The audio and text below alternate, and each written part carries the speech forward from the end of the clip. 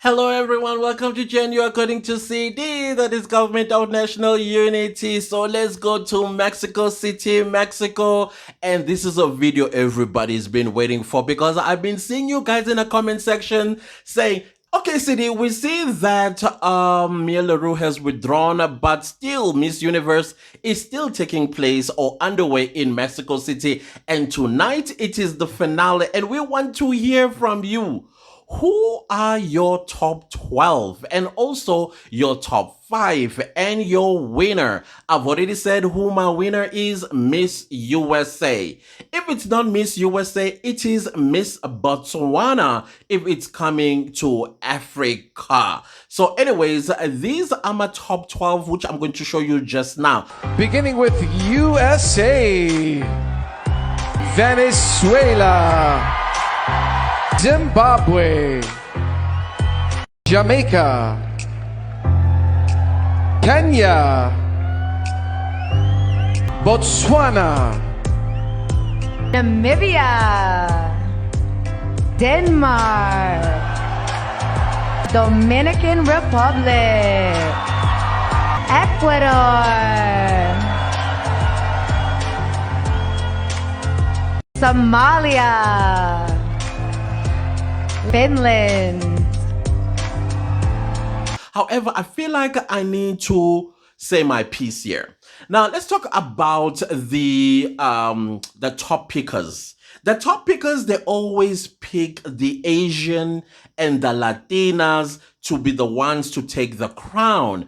Okay, I understand their prejudices because it is prejudice, as well as I suspect, and I'm not saying this is a fact, I just suspect that there are some hot pickers. I'm talking now YouTubers. These are YouTubers that are taken very, very seriously, not only by the public, but also taken very seriously by the contestants themselves, and to a large extent even influence judges' opinions about the contestant. Unless the judges, they are so not into the whole hot pick thing, but objective and also following the principles of a competition as well as what they are looking for, and pointing these guys or scoring these girls as per how they are delivering upon the vision of Miss Universe 2024. That also includes her voice for change,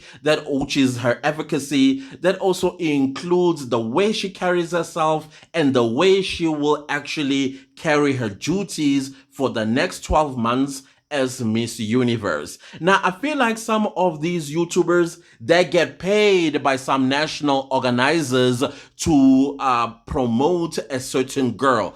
I mean, I don't know. Whether the money is paid through their bank accounts or it is dropped by a black plastic bag, I don't know. But all I am saying is follow the money. If you follow the money, you are going to get to see why their hot picks are always the same girls. They are never objectively go out and say, okay, my dark horse is going to be so and so and so. Just because a country, it is not a sash factor country like Botswana, Namibia, some extent new countries that are coming in. I know Nepal did have a plus size who also opened floodgates for Trinidad and Tobago, who won Miss, did she win Miss Congeniality or somebody else? I can't remember. Yeah, I think it was Miss Trinidad and Tobago.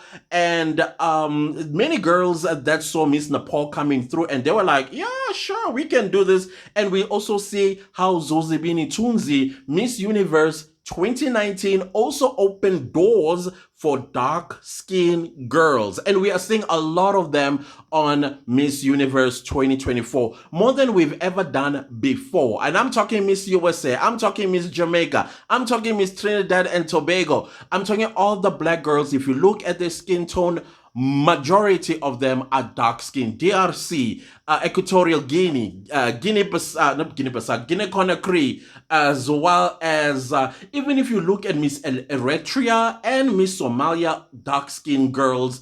And all of this is inspired, of course, by the pioneers, the people that opened doors for many of these girls. Next year, we are going to see a whole lot more deaf contestants from everywhere around the world. Hopefully, this time around, they are going to have contingency plans for girls like Mia LaRue, who are going to enter this competition from their national level, then to the international level, where they're entering Miss Grand, or they're entering Miss International, or Miss Earth, or Miss Cosmo, Miss World, or even Miss Universe itself. We are going to be seeing a lot of such in the next few years. Doors have been opened.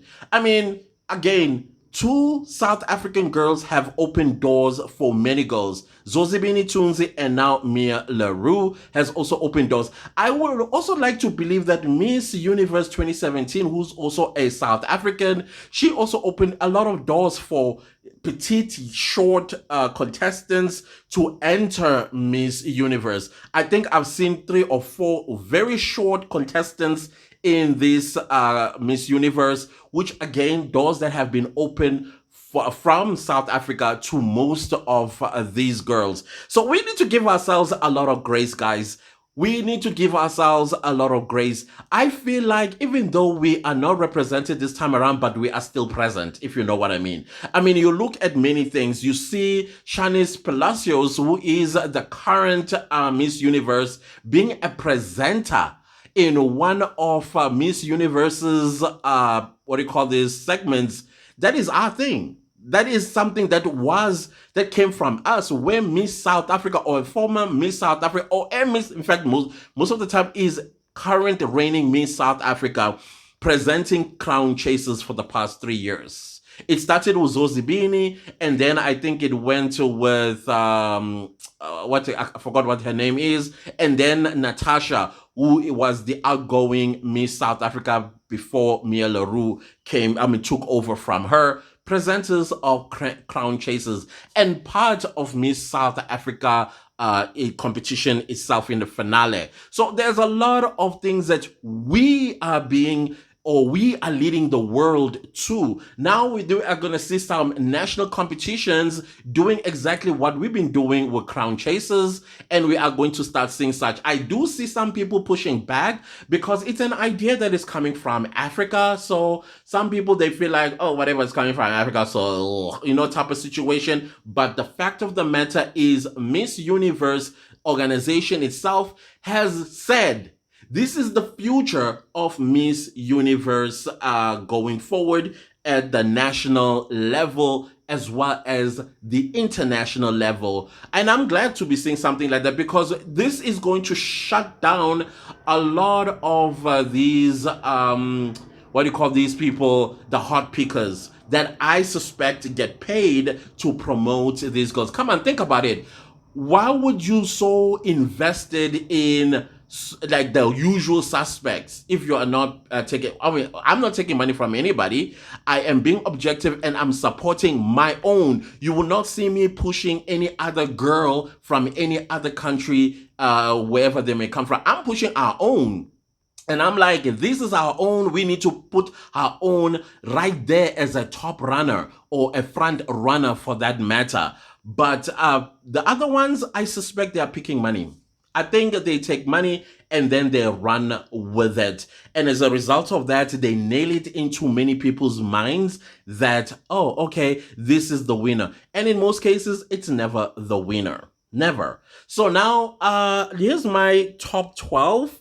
And I'll have 5 that are going to replace any of the ones that I have mentioned as like possible top 12. So if I put 5, that means that somebody in my initial top 12 might not make it. Instead, this is the girl that is going to make it or replace her on my list. And then, of course, I'm not changing my winner. My winner is Miss USA. Miss USA is powerful.